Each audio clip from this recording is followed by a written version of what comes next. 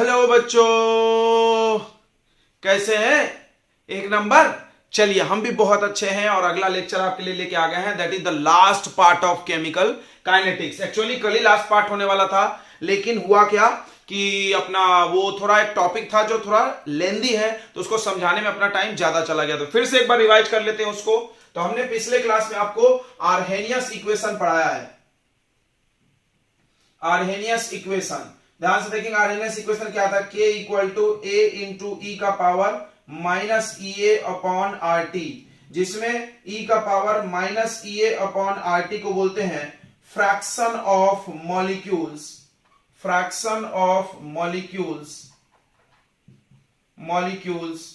Having energy greater than threshold energy या activation energy. ठीक है, एक्टिवेशन एनर्जी क्या होता था? तो इतना समझे कि किसी भी मॉलिक्यूल को जितना एनर्जी मिलने के बाद वो प्रोडक्ट में बन जाए। ठीक है, रिएक्टेंट टू प्रोडक्ट। चलो ये समझाया था हमने। देखो, रिएक्टेंट होता है, रिएक्टेंट से वो बनता है एक्टिवेटेड कॉम्प्लेक्स बनता है ना, एक्टिवेटेड कॉम्प्लेक्स। और फिर ये टूट के क्या बनता है? प्रोडक्ट। ये बहुत ज्यादा हाई एनर्जी का होता है, हाई एनर्जी का। ठीक है, और ग्राफ भी आपको याद होगा ऐसा। ये ऊपर में एनर्जी लेना है और इधर प्रोसेस। ये रिएक्टेंट है और इस रिएक्टेंट मॉलिक्यूल आपस में कोलाइड करके अपना एनर्जी बढ़ाते हैं, और बढ़ा के कौन सा लेवल को पार करना चाहते हैं? थ्रेशोल्ड एनर्जी को। और फिर वो क्या बन जाते हैं? प्रोडक्ट। तो रिएक्टेंट को प्रोडक्ट बनने के लिए जितना एनर्जी की जरूरत है उसको बोलते थे एक्टिवेशन एनर्जी। एक्टिवेशन एनर्जी क्या होता था? तो थ्रेशोल्ड एनर्जी, यहां तक थ्रेशोल्ड है पूरा। ये थ्रेशोल्ड में से रिएक्टेंट का एनर्जी माइनस करो तो एक्टिवेशन एनर्जी। क्लियर हो गया था? एक्टिवेशन एनर्जी क्या होता है? The energy required for the reactant to convert into product. ठीक है, उसके बाद हमने आपको क्या पढ़ाया था? ये चीज क्लियर हो गया। रिएक्टेंट होता है, वो टकरा के अपना एनर्जी बना के बढ़ाता है और एक्टिवेटेड कॉम्प्लेक्स बन जाता है। एक्टिवेटेड कॉम्प्लेक्स फिर टूट जाता है और क्या बनाता है? प्रोडक्ट बनाता है। ठीक है, इतनी बातें समझ में आ गई थी सबको? ओके। और एक चीज हमने आपको ग्राफ से समझाया था, हमने। देखते हैं, थोड़ा फटाफट रिवीजन मार लें कि यह है आपका एनर्जी ऑफ रिएक्टेंट। अगर आपका कुछ भी इसमें समझा नहीं था तो फिर से समझ के बना लें। ये लेवल किसका होता था बताओ? Threshold energy. और रिएक्टेंट ऐसा बढ़ते बढ़ते एक्टिवेट यहां पे पहुंचता था। जब रिएक्टेंट थ्रेशोल्ड एनर्जी पे पहुंच जाता है, रिएक्टेंट की एनर्जी थ्रेशोल्ड के बराबर हो जाए तो उसको क्या बोलते हैं? Activated complex. और ये है प्रोडक्ट। कोई जरूरी है हमेशा प्रोडक्ट का एनर्जी कम हो? तो ये जवाब है नहीं। यहां पर जो एक गैप दिखता था डेल्टा एच, इसको बोलते थे इंथैल्पी ऑफ रिएक्शन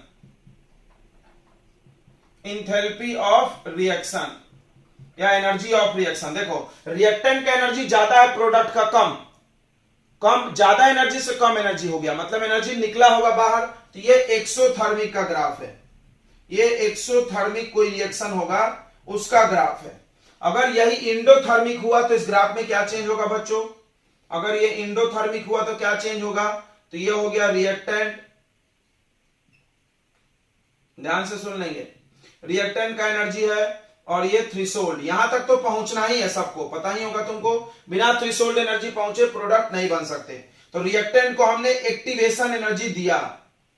रिएक्टेंट को हमने कौन सा एनर्जी दिया? EA, activation energy. तो वो एक्टिवेटेड कॉम्प्लेक्स तक पहुंच गया और उसके बाद ये प्रोडक्ट बना। ध्यान से देखेंगे, ये प्रोडक्ट बना। अब रिएक्टेंट और प्रोडक्ट का जो एनर्जी डिफरेंस है उसको बोलते हैं एंथैल्पी ऑफ रिएक्शन। तो आप देखो, रिएक्टेंट का एनर्जी कम है, प्रोडक्ट का ज्यादा। प्रोडक्ट का एनर्जी बढ़ गया, ऊपर है तो ज्यादा हुआ ना। प्रोडक्ट का एनर्जी बढ़ गया, इसका मतलब हम बाहर से एनर्जी दिए हैं। तो ये इंडोथर्मिक का ग्राफ है। किसका ग्राफ है बच्चों? Endothermic reaction. क्लियर हो गया अंतर? यस। तो EA चाहिए आपको हमेशा? यस, हमेशा आपको EA चाहिए, एक्टिवेशन एनर्जी चाहिए ही चाहिए। ओके, एक चीज और हमने पढ़ाया था, इफेक्ट ऑफ टेम्परेचर का ग्राफ से हमने पढ़ाया था। क्या पढ़ाया था बच्चों? कि रिएक्टेंट मॉलिक्यूल होता है, अगर आप टेम्परेचर बढ़ाओगे तो ऐसा ग्राफ था। ध्यान से समझेंगे। ये एनर्जी सा ग्राफ था, एनर्जी, काइनेटिक एनर्जी भी बोल सकते हैं।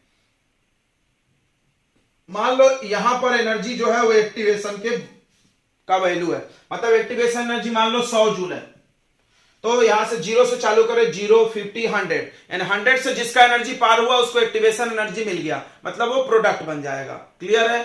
क्लियर है? तो इतने मॉलिक्यूल प्रोडक्ट बन रहे हैं, ये है फ्रैक्शन ऑफ मॉलिक्यूल, या इसको नंबर ऑफ एक्टिव मॉलिक्यूल बोलो, और यहां पर हमने लिया था fraction of molecules,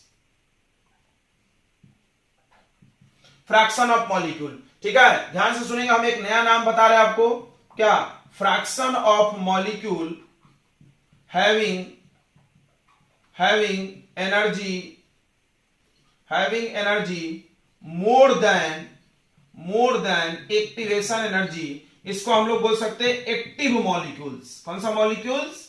active molecule. इससे क्या होगा बच्चों? इससे मेरे को लिखने में इजी होगी, नहीं तो बार बार इतना बड़ा नाम लिखना पड़ रहा है, टाइम वेस्ट हो रहा। Number of active molecules, clear हो गया? एक्टिव मॉलिक्यूल मतलब वो मॉलिक्यूल जो प्रोडक्ट बनेंगे। कैसे? तो जिसका एनर्जी एक्टिवेशन से ज्यादा हुआ वही प्रोडक्ट बनेगा ना, सब तो नहीं बन सकते, तो नंबर ऑफ एक्टिव मॉलिक्यूल बोलेंगे। तो ये है T1 टेम्परेचर पे। अब हमने एक दूसरा ग्राफ बनाया, ध्यान सुनना, पेपर में ऐसा सवाल भी आ सकता है। और ये हो गया, ये आ गया T2 टेम्परेचर। बताओ T1 और T2 में कौन ज्यादा? तो लोग सोच रहे होंगे ये ऊंचा है तो ज्यादा, गलत। इसमें फ्रैक्शन ऑफ मॉलिक्यूल का, इसको क्या बोलते थे, हाइट को क्या बोलते थे? मोस्ट प्रोबेबल काइनेटिक एनर्जी, यानी ज्यादा लोगों का काइनेटिक एनर्जी। तो मोस्ट प्रोबेबल काइनेटिक एनर्जी ज्यादा है, लेकिन प्रोडक्ट ज्यादा नहीं बना है, प्रोडक्ट T2 पे ज्यादा बना है, प्रोडक्ट T2 पे ज्यादा बना है। कैसे? फ्रैक्शन ऑफ मॉलिक्यूल बढ़ गया, ये देखो, नंबर ऑफ एक्टिव मॉलिक्यूल ज्यादा है, समझा? नंबर ऑफ एक्टिव मॉलिक्यूल्स, अब तो क्लियर हो रहा होगा, एक्टिव मॉलिक्यूल ज्यादा है T2 टेम्परेचर पे। ठीक है, इसके अपेक्षा उसमें ज्यादा है एक्टिव मॉलिक्यूल। एक्टिव मॉलिक्यूल मतलब यहां लिखा हुआ है। क्लियर हो गया इतनी बातें? ये सारी बातें हमने आपको पढ़ा दी थी, और इक्वेशन भी लिख देते हैं। आर्हेनियस इक्वेशन को हम लोग लॉग वॉग लगा के सिंप्लीफाई किए थे। तो पहला आया था log K equal to log A minus EA upon 2.303 RT, यह आया था बच्चों। यस, अगर 2 डिफरेंट टेम्परेचर की बात करो तो log K2 अपॉन K1, याद रखो यहां 2 अपॉन 1 है, equal to EA upon 2.303 R, ये कॉमन आ गया, याद होगा। 1 बाई, यहां उल्टा है, T1 माइनस 1 बाई T2, तो K2 बाई K1 है और T1 बाई T2, ऐसे क्रॉस कर सकते हैं। ठीक है बच्चों, तो ये चीजें हमने आपको पढ़ा दिया है। एक बार रिवीजन कराना मेरा फर्ज था, क्योंकि ये सारी चीजें दिमाग में रहना चाहिए। बहुत इंटरेस्टिंग चीज निकल गया पिछले लेक्चर में। अगर आप मिस कर दिए हो तो जरूर 6 देखो, फिर 7 में आना, कुछ नहीं आएगा नहीं तो पूरा। तो हम उम्मीद करते हैं जो 6 देख के आया होगा उसको ये चीज पूरा समझ में आ गया होगा, क्योंकि पिछली बार भी हमने बहुत समझाया और आज भी एक बार रिवाइज मार लिए, तो रिवीजन मारने से मेमोरी फ्रेश हो जाता है, रिकॉल हो जाता है।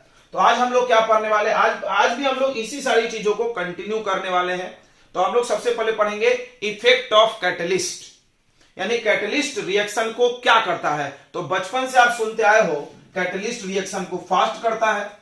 अब सवाल है आखिर कैटलिस्ट ऐसा क्या करता है, आखिर कैटलिस्ट ऐसा क्या करता है कि रिएक्शन फास्ट हो जाता है। तो आपने एक डायलॉग तो सुना होगा, low activation energy means fast chemical reaction. Yes yes yes yes yes, ये भी चीज समझाया था हमने। देखो अभी बता दे रहे हैं फिर से एक बार, देखो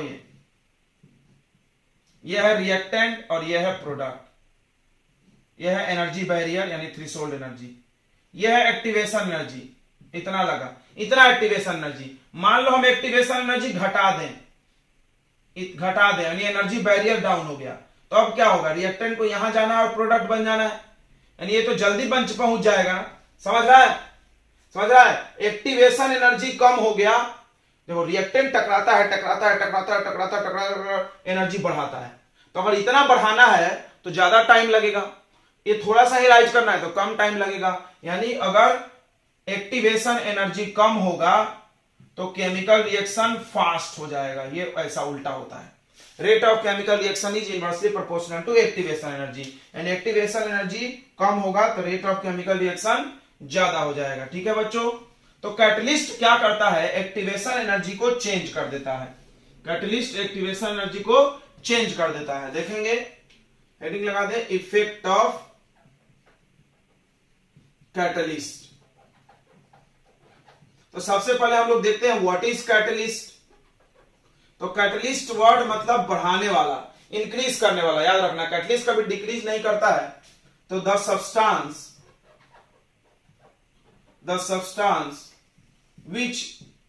which increases the rate of chemical reaction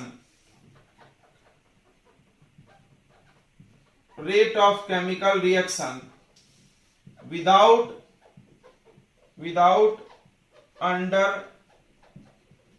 undergoing through any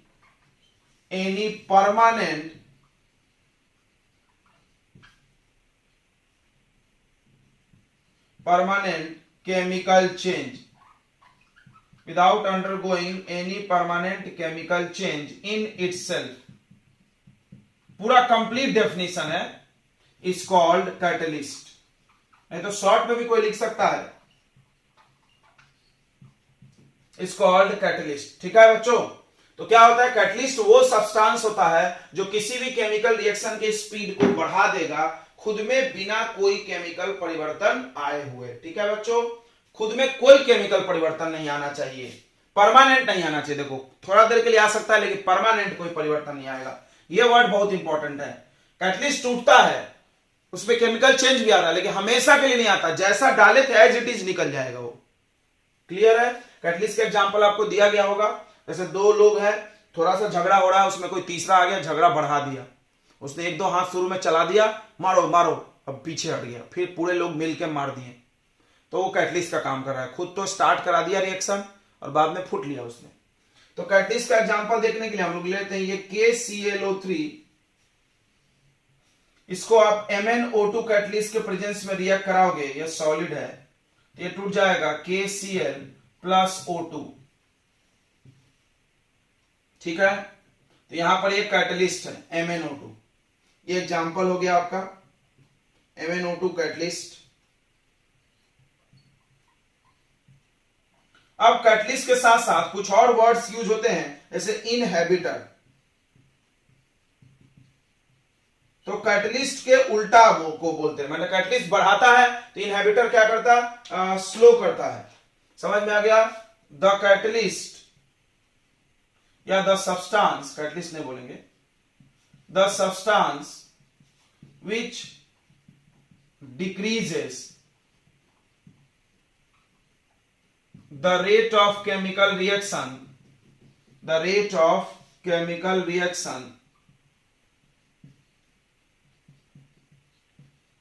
is called inhibitor।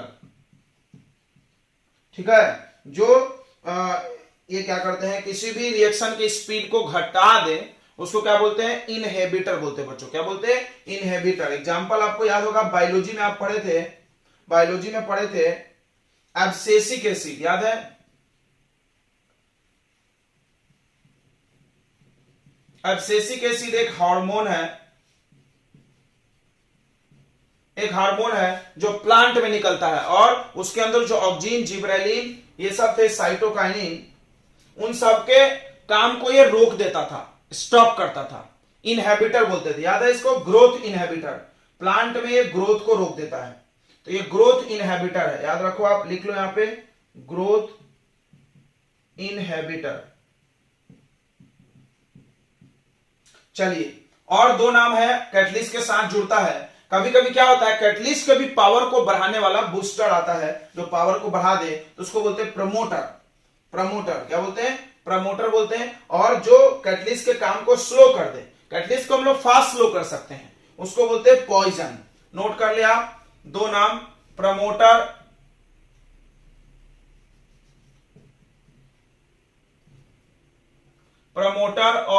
और क्या, पॉइजन। तो पॉइजन और प्रमोटर दोनों नाम कैटलिस्ट के लिए यूज होता है। किसके लिए यूज होगा? कैटलिस्ट के लिए यूज होगा। कैटलिस्ट के स्पीड को जो बढ़ा दे वो प्रमोटर, और कैटलिस्ट के काम करने की स्पीड को जो घटा दे वो क्या है? पॉइजन। क्या है बच्चों? पॉइजन, याद रखना। ठीक है, तो एग्जांपल ये बता देगा प्रमोटर का, देखो ये वाला N2 + 3H2, इसमें कैटलिस्ट होता है आयरन और मोलिबेडनम हम लोग बाद में डालते हैं, ये प्रमोटर का काम करता है, आयरन की एक्टिविटी को और फास्ट करता है। ठीक है, ये हेबर्स प्रोसेस है, आपको नहीं पता है तो जाने, इसमें ये प्रमोटर है और वो कैटलिस्ट है। पॉइजन का एग्जांपल बता दें, पॉइजन का ध्यान से सुनेंगे, पॉइजन का एग्जांपल बता दे रहे हैं हम आपको। क्लोरोफॉर्म होता है CHCl3 क्लोरोफॉर्म जानते होंगे, यस जानते हैं, उसको ऑक्सीजन से रिएक्ट कराओ। क्लोरोफॉर्म अगर हवा में ऑक्सीजन और सनलाइट से रिएक्ट कर जाए तो वो बना लेता है फॉस्जीन, COCl2 + HCl, फॉस्जीन। क्या बना लिया? फॉस्जीन। कार्बोनाइल क्लोराइड, ये एक पॉइजन है, जहर है, अगर मरीज को ये दे दिए तो मर जाएगा। तो इसीलिए क्लोरोफॉर्म को अच्छे से स्टोर करते हैं। तो इसमें क्या करते हैं? अल्कोहल मिला देते हैं। क्या मिला देते हैं इस रिएक्शन के लिए? Alcohol, ethyl alcohol. अगर तुम क्लोरोफॉर्म में अल्कोहल मिला दिए तो ये रिएक्शन नहीं होगा, पॉइजन का काम करेगा वो। समझ में आ गया? बहुत अच्छी बात है। और भी आपको पॉइजन पढ़ने, ऑर्गेनिक केमिस्ट्री में आओगे बहुत सारे पॉइजन मिलेंगे, BaSO4, बेरियम सल्फेट, लीड, ये सब पॉइजन का काम करते हैं बहुत सारे रिएक्शन में। ठीक है, तो यहां पे अल्कोहल पॉइजन है, इसमें मत अल्कोहल लिखना, साइड में लिखना। अगर ये रिएक्शन नहीं कराना है तो अल्कोहल डाल दो या स्लो डाउन हो जाएगा रिएक्शन। आप क्लोरोफॉर्म को हवा में खोल के छोड़ दो तो वो जहर बन जाता है, COCl2 कार्बोनाइल क्लोराइड। CO क्या होता है? Carbonyl chloride. तो कार्बोनाइल क्लोराइड बनता है जिसको हम लोग फॉस्जीन गैस भी बोलते हैं। इट इज वेरी पॉइजनस होता है। To prevent this reaction, we mix some amount of alcohol in chloroform. Alcohol act as poison for this reaction. Okay, get it? तो पॉइजन और प्रमोटर भी आपको समझ में आया होगा। अब हाउ कैटलिस्ट वर्क्स, कैटलिस्ट ऐसे आखिर कैसे काम करता है? On the basis of chemical kinetics हम लोग समझेंगे, केमिकल काइनेटिक्स के आधार पे ये क्या करता है। ठीक है बच्चों, तो आपने 4 नाम सुने, आप चारों का डेफिनेशन लिख चुके होंगे। What is catalyst, what is inhibitor, what is promoter and what is poison. Okay, get it? बहुत सारे लोग कंफ्यूज होते हैं, इसीलिए चारों चीजें हमने बता दिया। अब हमने यहां पर एक ग्राफ पढ़े थे हम लोग, वही वाला ग्राफ फिर से बनाएंगे। ये ग्राफ बनाया जा रहा है एनर्जी और प्रोसेस ऑफ रिएक्शन के बीच। तो आपने देखा अक्सर ये ग्राफ को बार बार एक ही चीज बनाया जाता है। यह है रिएक्टेंट, यह रिएक्टेंट के एनर्जी का लेवल है, और यह है आपका एनर्जी बैरियर जिसको हम लोग थ्रेशोल्ड एनर्जी बोलते हैं। रिएक्टेंट मॉलिक्यूल ऐसे टकरा के अपना एनर्जी बढ़ाता है और बढ़ा के यहां पहुंचता है। यहां पर पहुंचता है तो उसको क्या बोलते हैं? Activated complex. और फिर वो टूट जाता है। एक्टिवेटेड कॉम्प्लेक्स हाई एनर्जी है, वो रहेगा नहीं, तुरंत फटाक से टूटेगा और वो स्टेबल प्रोडक्ट बनाता है। स्टेबल होने की वजह से प्रोडक्ट का एनर्जी कम होता है। सबको पता है less energy means more stable. और यहां पर आपको यहां से यहां जो दिख रहा है वो है एक्टिवेशन एनर्जी। क्या है बच्चों? Activation energy. ओके, अगर आपने कैटलिस्ट यूज कर लिया, मान लो इसी रिएक्शन में कैटलिस्ट यूज कर लिए तो क्या होगा? कैटलिस्ट रिएक्शन करने का पाथ बदल देता है, रास्ता ही बदल देगा, तरीका ही बदल देगा। नहीं समझा? जैसे कोई बेवकूफ बच्चा है तो उसके पढ़ने का स्ट्रैटेजी अलग होता है। वो क्या कर रहा होगा? बहुत सारे बेवकूफ लोग लेक्चर भी देख रहे होंगे, तो वो लोग क्या करते हैं? क्यों बेवकूफ बोल रहे हैं आपको, बुरा मत मानना, क्यों बोल रहा है पूरी बात सुन लो। वो तो सोचेंगे सर बेवकूफ बोल रहे हैं, हमें वीडियो देख रहे हैं हमें को बेवकूफ बोल रहे हैं। क्योंकि आप सिर्फ वीडियो देख रहे हैं, आप नोट्स नहीं बना रहे हो, आप बेवकूफ हो। अगर आप सिर्फ वीडियो देख रहे हो पिक्चर की तरह और नोट्स नहीं बना रहे तो बेवकूफ हो। समझदार क्या होगा? एक दूसरा रास्ता अपनाया, वो वीडियो देखता है, पॉज करता है, नोट्स लिखता है, खुद से भी जो समझता है उसको भी लिखता है। यानी उसके मेहनत करने का तरीका और दूसरे कमजोर बच्चों के मेहनत करने का तरीका अलग है, तो रिजल्ट भी अलग है। फास्ट वाला एक बार वीडियो देखेगा, नोट्स बनाएगा, चीजों को समझेगा, आ गया, उसको याद हो गया, फटाक से जल्दी काम हो गया। जो बेवकूफ बच्चे एक बार नोट्स देखेंगे, एक बार पहले वीडियो देखेंगे कि समझ में आ रहा है कि नहीं, फिर नोट्स बनाने सोचेंगे, अगर समझ में आ गए तो फिर नोट्स बनाएंगे। अरे तेरी को, यानी 1 घंटे के लेक्चर को वो 3 घंटे में वेस्ट करेंगे। Slow chemical reaction. कैटलिस्ट नहीं हो आप। तो क्या हम बताना चाह रहे हैं, कैटलिस्ट किसी भी काम को करने का तरीका बदल देता है, और सबको पता है अगर हम तरीका बदल दें तो ऑब्वियसली प्रोडक्ट रास्ता बदल जाएगा, तो फास्ट हो जाएगा केमिकल रिएक्शन। तो ये कैटलिस्ट क्या करता है, रिएक्शन के पाथ को ही चेंज कर देता है, अल्टरनेट। देखो ये रास्ता अलग था, ये रास्ता अलग है, और स्टार्ट वहीं से करेगा, खत्म वही करेगा। समझदार बच्चा भी पढ़ेगा वही सारी चीजें, स्टार्ट वही फिनिश वही, लेकिन अंतर हो गया उसके काम, द वे ऑफ डूइंग अलग हो गया। अब ये हो गया एनर्जी बैरियर, उसका एनर्जी बैरियर ही कम हो गया उसका। जब उसका एनर्जी बैरियर कम हो गया तो एक्टिवेशन एनर्जी भी कम हो गया, ये देखो दिख रहा है, एक्टिवेशन एनर्जी भी कम हो गया, ये डैश। अब सबको पता है अगर एक्टिवेशन एनर्जी घट जाए तो केमिकल रिएक्शन कैसा होता है बच्चों, फास्ट। तो कैटलिस्ट क्या करता है, एक्टिवेशन एनर्जी घटा देता है, ठीक है। तो ये रिएक्शन विथ कैटलिस्ट है, ये रिएक्शन विथ कैटलिस्ट का ग्राफ है। आपको एक ग्राफ याद करना होगा, और ये रिएक्शन विदाउट कैटलिस्ट।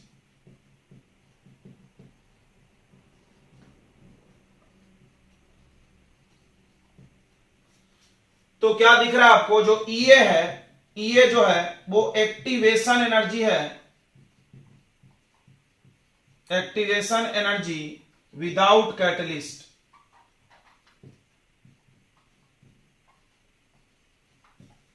और ईए डैश जो है वो activation energy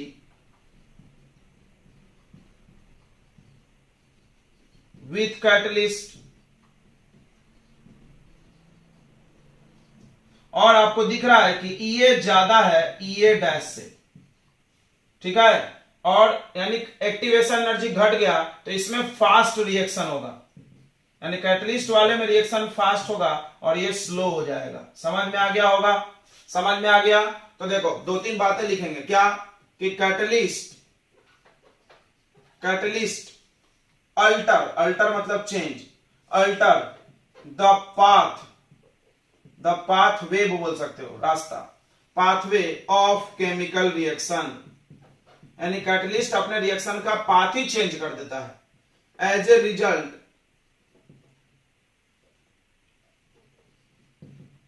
it reaches from reactant to product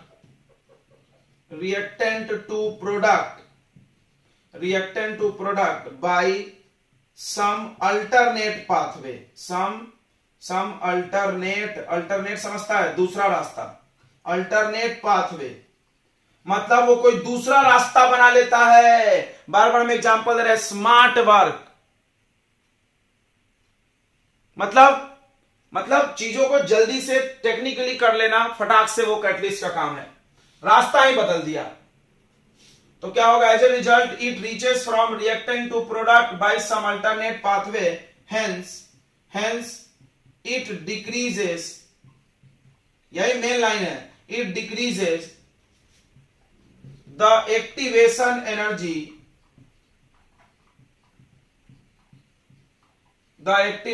energy of chemical reaction, the activation energy of chemical reaction and make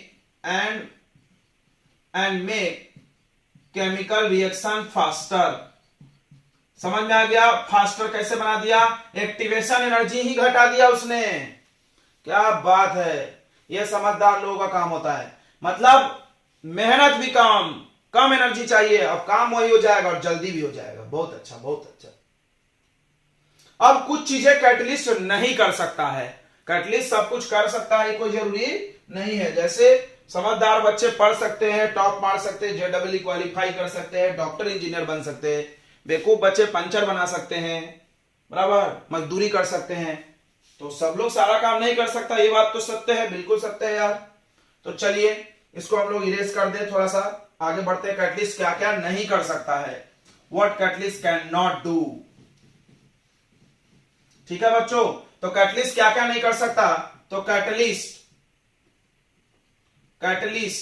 do not change delta G, याद है delta G, gives free energy, gives free energy. ये नाम आपने सुना होगा 11th में या 12th में भी सुने होंगे।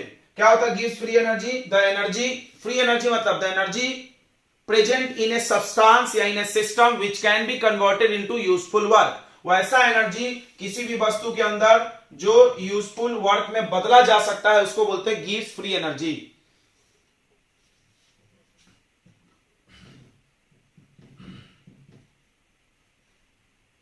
ठीक है, तो इसका फार्मूला हम लोग अगले चैप्टर में भी पढ़ेंगे, टेंशन मत ले आप, इलेक्ट्रोकेमिस्ट्री में। और कैटलिस्ट क्या नहीं कर सकता? तो catalyst do not affect equilibrium, equilibrium को नहीं छेड़ता। मतलब कोई केमिकल रिएक्शन पहले से इक्विलिब्रियम है। इक्विलिब्रियम जानते होंगे, एक ऐसा अवस्था है, the stage of chemical reaction when the rate of forward reaction and the rate of backward reaction become equal, that stage is called chemical equilibrium. Okay, equilibrium को ये नहीं छेड़ेगा। मतलब कोई रिएक्शन इस हालात में है तो उसको बोलता भाई सलाम नमस्ते, हम आपकी मदद नहीं कर सकते हैं। समझ में आ रहा है? जैसे कोई लड़का क्या है, किसी लड़की के प्यार में फंस गया है तो क्या होगा? क्या उसका टैलेंट काम आएगा उस जगह पे? बिल्कुल नहीं। टैलेंट आपको बोलेगा भैया नमस्ते, आप तो गलत जगह फंस गए हो, हम आपकी मदद नहीं कर सकते हैं, आप देखते बैठो अपना हालात।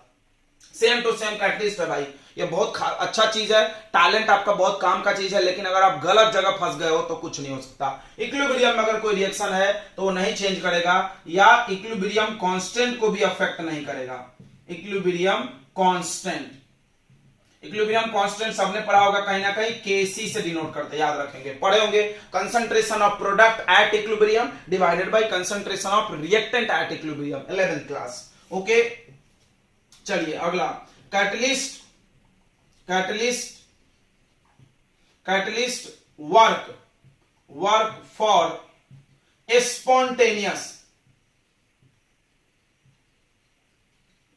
Spontaneous chemical reaction. बहुत अच्छा, बहुत अच्छा। कैटलिस्ट सिर्फ स्पॉन्टेनियस मतलब जो काम अपने आप हो। केमिकल रिएक्शन में बहुत सारी चीजें अपने आप होती है, जैसे लोहा रख दो, रस्टिंग अपने आप होगा, आपसे परमिशन तो नहीं मांगेगा, जी नहीं। लेकिन क्या दूध से दही अपने आप बनेगा? जी नहीं, बिल्कुल अपने आप कभी नहीं बन सकता। कुछ भी कर लो, चाहे दूध को आप 1 साल रख लो या नहीं बनने वाला दही। समझ में आ रहा होगा मेरी बात? तो कुछ चीजें अपने आप होती है स्पॉन्टेनियस, उनको बोलते हैं। वो रिएक्शन में ही कैटलिस्ट काम करेगा। मतलब अगर किसी बच्चे में इच्छा है पढ़ने की, अगर किसी बच्चे में चाहत है पढ़ने की, सीखने की, आगे बढ़ने की, कुछ हासिल करने की, बुलंदियों पे पहुंचने की, तो उसका टैलेंट उसको सपोर्ट करेगा। नहीं तो बहुत सारा टैलेंट है, कूट कूट के टैलेंट है, लेकिन बच्चा में इच्छा ही नहीं है पढ़ने की, वो कहीं और जा रहा है, कहीं और ध्यान उसका लगा हुआ है। तो बताओ क्या उसका टैलेंट काम आएगा उस जगह पे? बिल्कुल नहीं, वेस्ट हो गया यार। उस जगह पे कौन सा टैलेंट काम आएगा? समझ में आ रहा होगा? जैसे जहां पे सुई की काम है वहां पे तलवार काम नहीं आ सकता, भले तलवार बहुत यूजफुल है। बात समझ में आ रही होगी मेरी बात? हम आपको अच्छा प्रैक्टिकल एग्जांपल दे रहे हैं आपके जिंदगी से जुड़ा हुआ। तो कैटलिस्ट सब कुछ कर देगा ये कोई जरूरी नहीं है। आपने देखा होगा अपने आसपास बहुत सारे टैलेंटेड बच्चे बर्बाद हो रहे हैं लड़की वर्की के चक्कर में या किसी और चक्कर में, बेवराबाजी में। क्यों बर्बाद हो रहे हैं? कैटलिस्ट है, टैलेंट है उनके पास, सही दिशा अगर वो पढ़े तो आप एक्सेलरेट रहेंगे, एकदम तेजी में काम को कर सकते हैं। एक्टिवेशन एनर्जी, कम एक्टिवेशन एनर्जी में बम आवाज कर सकते हैं, फास्ट रिएक्शन कर सकते हैं, लेकिन उनका टैलेंट कहीं और लग रहा है, तो भाई कैटलिस्ट तो काम करेगा नहीं। क्योंकि कैटलिस्ट बोल रहा है हम स्पॉन्टेनियस में काम करते हैं, नॉन स्पॉन्टेनियस में काम नहीं करते हैं। कैटलिस्ट बोल रहा है हम इक्विलिब्रियम वालों को नहीं छूते भाई, जो गलत जगह पड़ गया हम उसको नहीं छूते हैं, कुछ नहीं कर सकते। Catalyst do not change the delta G, catalyst आपकी आदत नहीं बदल सकती, आपका बिहेवियर नहीं बदल सकता है। बात समझ में आ गई है? बिल्कुल सर, पूरा समझ में आ गया। ओके बच्चों, तो हम उम्मीद करते हैं कैटलिस्ट का काम हमने अच्छे से आपको समझा दिया है। दिमाग में क्या याद रखना है? कैटलिस्ट एक्टिवेशन एनर्जी को घटा देता है, एक्टिवेशन एनर्जी कम होगा तो रिएक्शन ऑटोमेटिक फास्ट हो जाएगा। ठीक है, अब इसके बाद हम लोग पढ़ेंगे इफेक्ट ऑफ टेम्परेचर, पढ़ चुके हैं। क्या टेम्परेचर एक्टिवेशन एनर्जी को बदलता है? नहीं। क्या कैटलिस्ट बदलता है? यस। तो और कौन कौन है जो एक्टिवेशन एनर्जी को बदल सकते हैं? सिर्फ कैटलिस्ट। याद रखो इस बात को, कैटलिस्ट के अलावा और कुछ भी नहीं है जो एक्टिवेशन एनर्जी बदल दे। फिर से एक बार थोड़ी पूरी बातें समझ ले, सब ऑब्जेक्टिव हो सकता है अच्छे कंपटीशन का। आपने फैक्टर पढ़ा था, factor of chemical reaction, concentration, temperature वगैरह वगैरह बहुत सारा, उसमें कैटलिस्ट भी था। तो उस फैक्टर में सिर्फ एक लौता कैटलिस्ट ऐसा है जो एक्टिवेशन एनर्जी को छेड़ देगा, नहीं तो बाकी लोग क्या करेंगे, जमजम से दौड़ दौड़ के जाएंगे। बात समझ में आ रही? जैसे 100 बच्चे में एक बच्चा टैलेंटेड होता है, ब्रेनी होता है, ब्रिलियंट होता है, 99 बच्चे नॉर्मल होते हैं। वो ब्रिलियंट बच्चा कम मेहनत में ज्यादा आगे बढ़ जाएगा, वो कैटलिस्ट है। बाकी 99 लोगों में 4-5 बच्चे खूब मेहनती हैं, खूब मेहनत करेंगे, 2 घंटे की जगह 4 घंटे पढ़ेंगे, रिएक्शन को फास्ट वो भी बना लेंगे, अपने मेहनत से फास्ट बना लेंगे वो रिएक्शन को, एकदम जबरदस्त, बिल्कुल ब्रिलियंट के जैसा, लेकिन उसने मेहनत के बदौलत बनाया है, उसका कोई एक्टिवेशन एनर्जी कम नहीं हुआ था, उसने मेहनत से किया है। उसी तरह कंसंट्रेशन है, समझ में आया? कंसंट्रेशन भी स्पीड को बढ़ा देता है, टेम्परेचर भी स्पीड को बढ़ा देता है, प्रेशर भी स्पीड को बढ़ा देता है, सनलाइट भी स्पीड को बढ़ा देता है। बट क्या ये लोग एक्टिवेशन एनर्जी छेड़ेंगे? नहीं। इतना ही एक्टिवेशन एनर्जी तुमको लेके पहुंचना होगा प्रोडक्ट तक, तुमको जीतने के लिए इतना एनर्जी खर्च करना पड़ेगा। सिर्फ कैटलिस्ट ऐसा है, वो अगर आ गया, वो आपके पास है, फिर तो काम बन गया। आपका एनर्जी ही कम लगने वाला है, एक्टिवेशन एनर्जी ही घट गया, अब तो जल्दी हम प्रोडक्ट बन जाएंगे। बोलो, फील हो गया? यस सर, फील हो गया। अच्छा एग्जांपल दिया आपने। चलिए तो आगे हम लोग पढ़ रहे हैं कोलिजन थ्योरी, जिसका मुझे था इंतजार, वो थ्योरी आ गई। क्यों?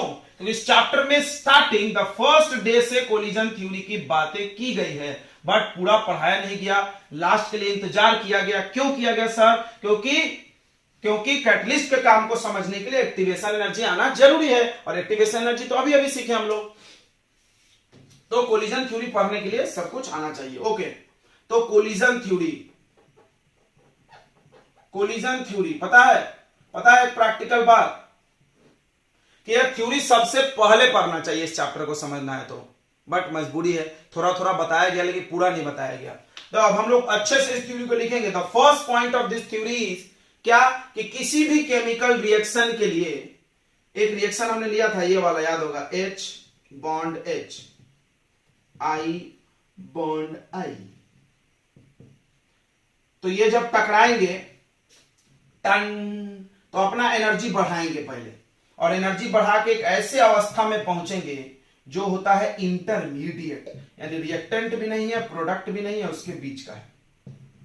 उस वक्त क्या होता है, इनका आपस का बॉन्ड वीक हो गया और नए बॉन्ड बन गए, यह हो गया एक्टिवेटेड कॉम्प्लेक्स रिएक्टेंट। समझ रहा है? अब ये फटाक से टूटेगा, क्यों? क्योंकि हाई एनर्जी है, धड़ से टूटना चाहिए, और HI हो जाएगा। ये हो गया प्रोडक्ट। क्लियर हो गया? बट क्या हमेशा टकराने से प्रोडक्ट बनेगा? तो जवाब था नहीं। पढ़ो, लिखते चलते यार। क्या? तो फॉर एनी केमिकल रिएक्शन, या for chemical reaction, in every chemical reaction,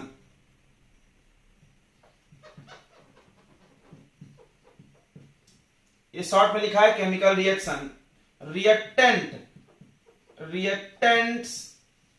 reactant molecules must collide with each other to form product।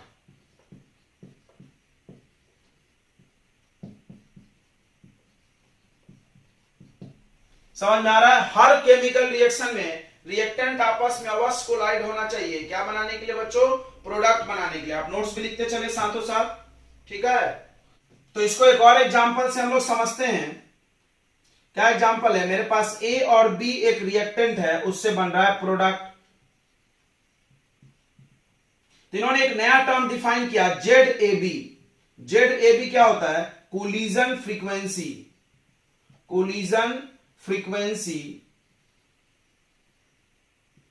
Of AB, A एंड B। मतलब व्हाट इज कोलिजन फ्रीक्वेंसी? ये नोट कर लिया आपने? तो number of collision per second per unit volume, the number of collision frequency. तो क्या बोला गया? The number of collisions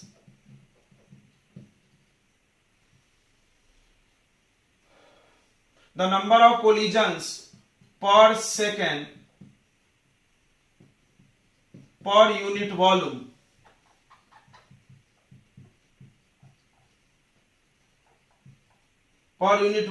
of reactant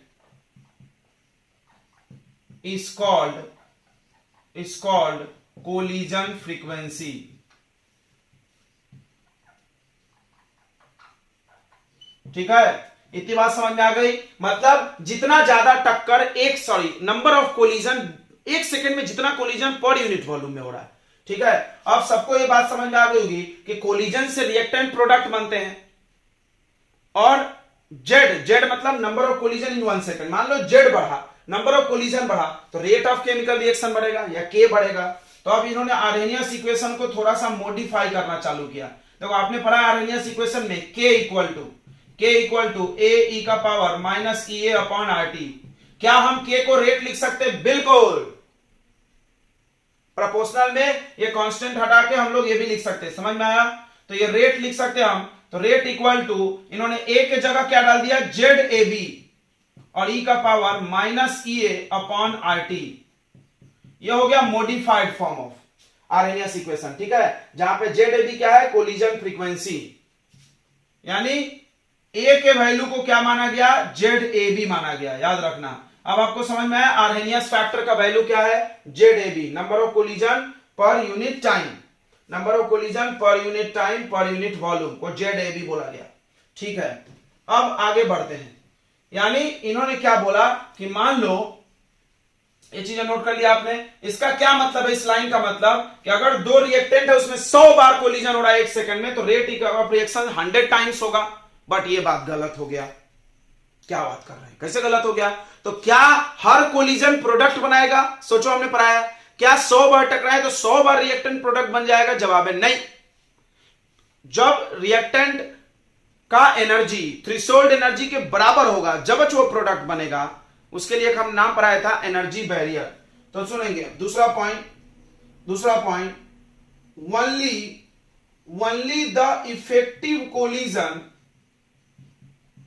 only the effective collision can form product। ठीक है, और collision can be effective, effective collision depends on, ऐसा लिखो, effective collision depends on two factors। Effective collision दो चीजों पर डिपेंड करता है। पहला एनर्जी बैरियर और दूसरा ओरिएंटेशन। लास्ट लेक्चर में हमने इसको बताया था बट डिटेल नहीं किए थे। हमने बोला था आगे बनाएंगे। यानी दो बैरियर होते हैं, दो रुकावट होते हैं कोलिजन को इफेक्टिव बनाने वाले। अगर एनर्जी और ओरिएंटेशन बराबर होगा तभी रिएक्टेंट प्रोडक्ट बनेगा, नहीं तो प्रोडक्ट नहीं बनेगा। ये नोट कर लिया आपने। एनर्जी बैरियर का मतलब ध्यान सुनेंगे, एनर्जी बैरियर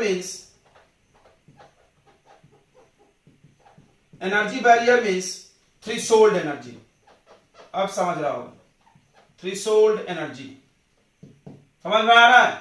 मतलब अगर रिएक्टेंट का एनर्जी थ्रेशोल्ड एनर्जी के बराबर हो जाए तब वो टकराए तो प्रोडक्ट बन जाएंगे। समझ में आ रहा है? तो इसका मतलब कि रिएक्टेंट्स हैविंग जिसके पास सफिशिएंट एनर्जी हो, हैविंग सफिशिएंट एनर्जी मतलब threshold energy, can form product. But सिर्फ एनर्जी होने से भी नहीं होता है, बहुत बार एनर्जी होके भी नहीं बनेगा। देखो कैसे, ध्यान से देखें। ये H है और ये H है, प्लस ये I है और ये I है। अगर आप ऐसे टकरा दो इसको, बताओ प्रोडक्ट बनेगा? जवाब है नहीं। ये इनप्रॉपर ओरिएंटेशन है।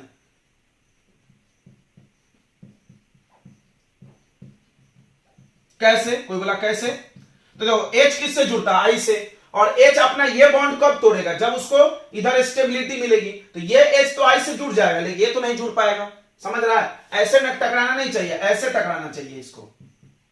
कोई बोलेगा क्या बात कर रहे, एक ही बात तो है भाई, एक बात कैसे है, बहुत अलग है, ध्यान से सोचो।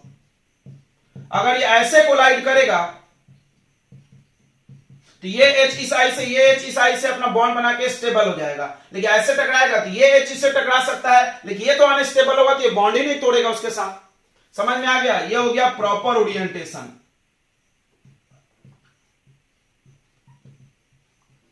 प्रॉपर ओरिएंटेशन, इसमें प्रोडक्ट बनेगा, इसमें नो प्रोडक्ट, इसमें प्रोडक्ट नहीं बनेगा और इसमें बनेगा प्रोडक्ट HI। बार बार HI का एग्जांपल दिया था एनसीईआरटी में भी, और हमें एक एग्जांपल बताते हैं आपको, टेंशन नहीं लिया। ये क्लियर हो गया थोड़ा सा ओरिएंटेशन। तो दो चीजों पे डिपेंड करता है, एनर्जी पे और ओरिएंटेशन पे। एनर्जी आपको सुन के समझना होगा, ओरिएंटेशन आप देख के समझोगे। ओरिएंटेशन का एक और एग्जांपल हम देते हैं, बेस्ट है वो, ऑर्गेनिक का है थोड़ा सा। ऑर्गेनिक का न्यूक्लियोफिलिक सब्स्टिट्यूशन का एग्जांपल है, देखेंगे। मेरे पास एक रिएक्टेंट है CH3, देखो C फिर H फिर H फिर H, या CH3 लिखो, नहीं फैला के लिखते हैं, CH3 Cl, इसका नाम है मिथाइल क्लोराइड। इस पे एक OH माइनस अटैक कर रहा है, न्यूक्लियोफिलिक सब्स्टिट्यूशन हो रहा है। क्या हो रहा है? Nucleophilic substitution.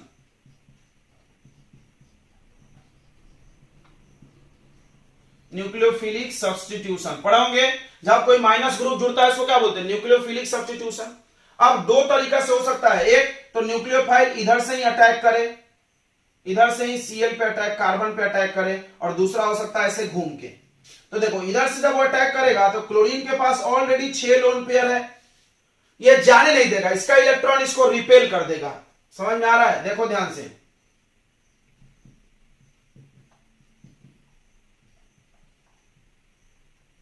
इसमें अगर OH इधर से जाना चाहेगा तो OH नहीं जा सकता है, प्रोडक्ट नहीं बनेगा।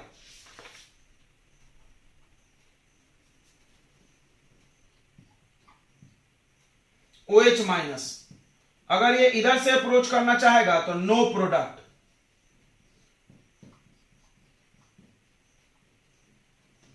ये इम्प्रॉपर ओरिएंटेशन है, इम्प्रॉपर ओरिएंटेशन।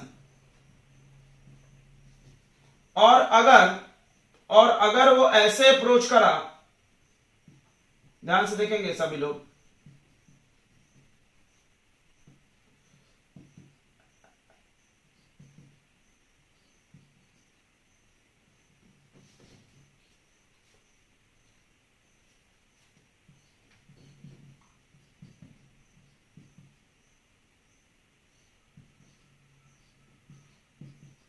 अगर वो ऐसे अप्रोच करा पीछे से, तो इधर से जाके वो जुड़ गया, इधर से Cl हट जाएगा। समझ में आ रहा है? ये पीछे से जाके जुड़ा तो ये प्रोडक्ट बना देगा, ये प्रॉपर है, और इससे प्रोडक्ट बनेगा, Cl हट जाएगा और ऐसा हो जाएगा, C इधर 3 H हो जाएंगे। समझ रहा है? C एक ऊपर H, ऐसे लिख लो HH, और इधर क्या जुड़ जाएगा? OH, और क्या बाहर हो गया? Cl minus. क्लियर हो गया? क्लियर हो गया? ये क्या बना है बीच में? तो इंटरमीडिएट हो, तो हम बार बार बता रहे हैं ये इंटरमीडिएट जरूर बनता है। तो ये दूसरा एग्जांपल है ओरिएंटेशन का, समझा? ये OH इधर से घुसेगा तो Cl नहीं घुसने देगा, बड़ा है, इधर से घूम के घुसो, क्योंकि हाइड्रोजन के पास लोन पेयर नहीं, हाइड्रोजन छोटा भी, आराम से हम अटैक कर सकते हैं। क्लियर हो गया होगा सबको? इस पे भी माइनस चार्ज है, इस पे भी माइनस चार्ज है। तो एनर्जी बैरियर सफिशिएंट एनर्जी होना चाहिए और प्रॉपर ओरिएंटेशन। तो अब बताओ, क्या सारे कोलिजन प्रोडक्ट बना सकते? नहीं सर। क्यों? क्योंकि वही कोलिजन प्रोडक्ट बनाएगा जो इफेक्टिव हो, और इफेक्टिव कोलिजन दो चीजों पर डिपेंड करता है, या एनर्जी भी बराबर होना चाहिए और अरेंजमेंट भी बराबर। ओ माय गॉड, यानी 100 कोलिजन में 100 का 100 प्रोडक्ट तो पक्का नहीं बनेगा सर, कभी ना कभी तो ऐसा टक्कर हुआ होगा, कभी ना कभी तो ऐसा टक्कर हुआ होगा, यस, तो वो प्रोडक्ट नहीं बनाएगा। तो अब उस फॉर्मूले को और सुधारा गया, जो आर्हेनियस इक्वेशन का जो फॉर्मूला आपने पढ़ा उसमें एक चीज और डाला गया, ठीक है? तो क्या डाला गया, ध्यान से देखेंगे। ये मिटा दें, मिटाने के बाद पूछ रहे हैं सर। तो आपने अभी पढ़ा था rate equal to ZAB into E का power minus EA upon RT। ये क्या बताता है? Fraction of molecule which can be converted into product, ऐसा भी बोल सकते हैं ना? हाँ, जिसका एक्टिवेशन एनर्जी से ज्यादा एनर्जी है वो प्रोडक्ट बन ही जाएगा ना, बिल्कुल बन जाएगा। ठीक है, देन या इट मीन्स, ऐसा लिखो, इट मीन्स इसका ये मतलब है every collision can not make product, her collision product नहीं बना सकता। सो वी एड, मतलब वी इंट्रोड्यूस अनदर फैक्टर, एक चीज और डाला इन्होंने इसमें, रेट इक्वल टू ये पिज्जा हो जाएगा, पिज्जा पी क्या है हम बता रहे हैं आपको, प्रोबेबिलिटी फैक्टर। पी क्या है, probability factor, where P is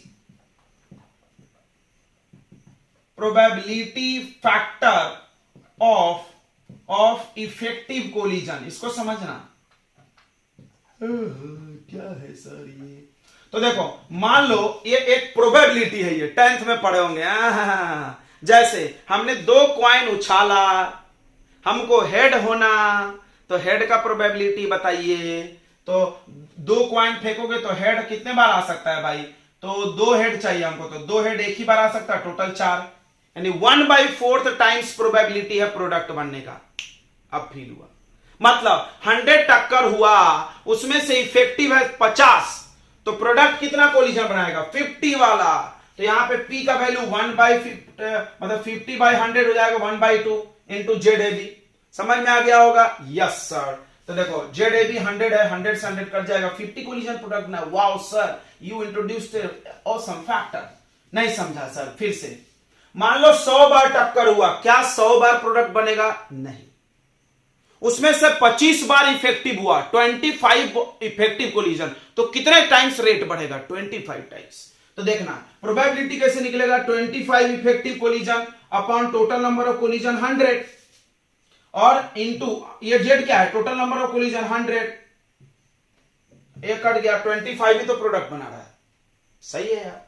तो इन्होंने एक नया फैक्टर डाल दिया जिसका नाम था probability factor of effective collision. What is that, the number of effective collision divided by total number of collision. Wow sir, तो this is the modified form of Arrhenius equation. ये सही है, पिज्जा है, तो ये पिज्जा खाइए आप और इस चैप्टर को एंजॉय करिए, और ये चैप्टर होता है खत्म। ठीक है, तो हम लोग 1-2 न्यूमेरिकल करेंगे आर्हेनियस इक्वेशन का, फिर इसको क्विट करेंगे, मतलब लास्ट लेक्चर है ऐसे भी। तो हमने आपको क्या क्या पढ़ाया, कैटलिस्ट कैसे काम करता है, उसके बाद कोलिजन थ्योरी बहुत दिनों से सुन रहे थे अपन, अच्छे से समझे नहीं थे, आ गया होगा समझ में, बिल्कुल आ गया होगा, आप अच्छे से नोट्स तो बना लिए ना। तो ये है modified form of Arrhenius equation. सही है, सब कुछ आपको पहचाना सा लग रहा है, ये पहले से है, यहां पर ए था, ए की जगह ऐसा आ गया, ZAB आया था, जेड आया था, फिर जेड के पूरा जेड मतलब नंबर ऑफ कोलिजन पर सेकंड पर यूनिट, सारे कोलिजन प्रोडक्ट नहीं बना सकते, तो उन्होंने एक नया फैक्टर डाला P, प्रोबेबिलिटी, जब प्रोडक्ट बनेगा उसका संभावना। समझ में आ गया होगा। ओके बच्चों, तो अब हम लोग कुछ क्वेश्चंस नोट करते हैं और करते हैं, ठीक है। चलिए फिर ये एक न्यूमेरिकल हम लोग कर लेते हैं आर्हेनियस इक्वेशन पे। आर्हेनियस इक्वेशन के न्यूमेरिकल बहुत आसान होते हैं, ठीक है, बहुत आसान होते हैं, बस डायरेक्ट फॉर्मूले पे बनते हैं सारे न्यूमेरिकल। तो ये एक एनसीईआरटी का क्वेश्चन है, अच्छा है। देखो, the rate of reaction become 4 times when temperature changes to this. तो ये हो गया T1 और ये हो गया T2। फाइंड EA यानी एक्टिवेशन एनर्जी, R दिया है, log 4 का वैल्यू दिया है। तो सबको पता होगा कि rate is directly proportional to K। अगर रेट ऑफ रिएक्शन 4 टाइम्स हुआ है तो ये भी 4 टाइम्स हो जाएगा ना। अगर ये 4 टाइम्स राइज हुआ, ये भी कितना टाइम्स राइज हो जाएगा, 4 टाइम्स, बिल्कुल। तो ध्यान से समझेंगे, तो हम लोग फॉर्मूला लगाते हैं log K2/K1। कैसे पता चला, 2 टेम्परेचर दिया है, equal to EA upon 2.303 RT, R bracket में 1/T1 माइनस 1/T2, या इसको क्रॉस करके लिख सकते हैं T2 minus T1 upon T1 into T2, ठीक है। अब देखो 4 टाइम्स हो गया, मतलब कि K1 का वैल्यू मान लो अगर K, तो K2 का वैल्यू कितना मानना पड़ेगा, 4K, 4 टाइम्स, तो हो जाएगा 4K divided by K। EA find करना है अपॉन 2.303 आर का वैल्यू 8.314, याद रखना यही यूज होगा हमेशा इस फॉर्मूले में। क्यों? क्योंकि एक्टिवेशन एनर्जी है, एनर्जी जूल में होता है, तो आर का वैल्यू जूल वाला रखेंगे।